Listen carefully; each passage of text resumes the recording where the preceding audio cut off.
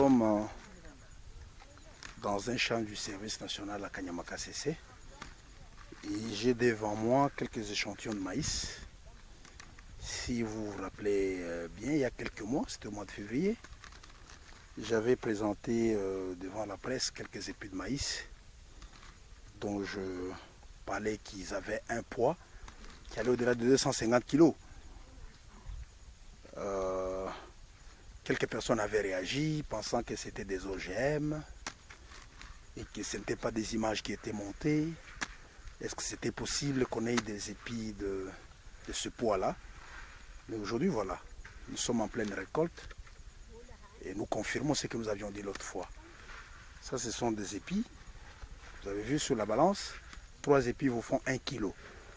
Donc, ce sont les épis qui font plus de 300 grammes. C'est une variété qu'on appelle Sidco 719. C'est une variété qui a été développée en Zambie et au Zimbabwe, qui donne de très bons résultats, que nous avons fait dans ce champ. Nous avons une autre variété que nous avons sémée dans l'un de nos blocs, qu'on appelle également Panar 53, qui a donné presque les mêmes résultats. Et vous voyez que c'est du bon maïs. Le rendement est très bon. Vous voyez partout dans les sacs, ça c'est le maïs de glanage. Ça a donné presque des résultats homogènes partout. Ce sont les épis de bon rendement, qui ne sont pas des OGM. Parce que peut-être pour le commun des mortels, les gens qui ne sont pas spécialistes dans l'agriculture, ils pensent que OGM signifie automatiquement grande production. Non. Les OGM ont été développés pour principalement lutter contre certaines maladies, pour résister à certaines maladies. Les OGM ont été développés pour résister à certaines conditions climatiques plus difficiles. C'est ça les OGM. Il n'est pas dit que automatiquement si le maïs il est de grande taille, automatiquement il est OGM. Non. Ça ce sont des hybrides ordinaires. Ce sont des hybrides ordinaires qui ont été développés, qui ne sont pas des OGM. Mis dans de bonnes conditions comme Kanyamaka CC, les conditions climatiques, la terre, les bonnes conditions de culture, voilà les résultats que ça vous donne. Donc nous n'avons pas envié l'Afrique du Sud, nous n'avons pas envié la Zambie, nous n'avons pas envié les États-Unis. C'est des bons épis de maïs.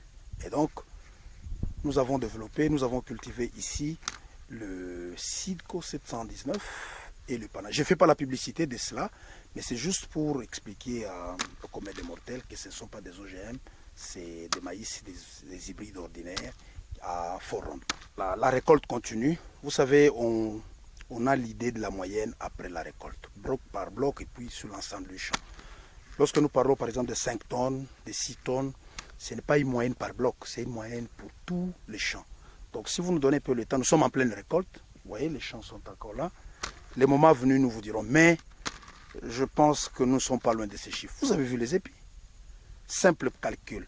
Vous avez un épi de 300 grammes et que vous avez semé 40 000 graines à l'hectare. Faites les calculs.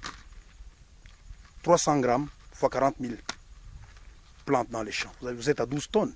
Mais parce que nous savons qu'il y a aussi des épis moins grands et consorts, et nous pouvons facilement projeter la moyenne de production à 7 tonnes. C'est pas impossible.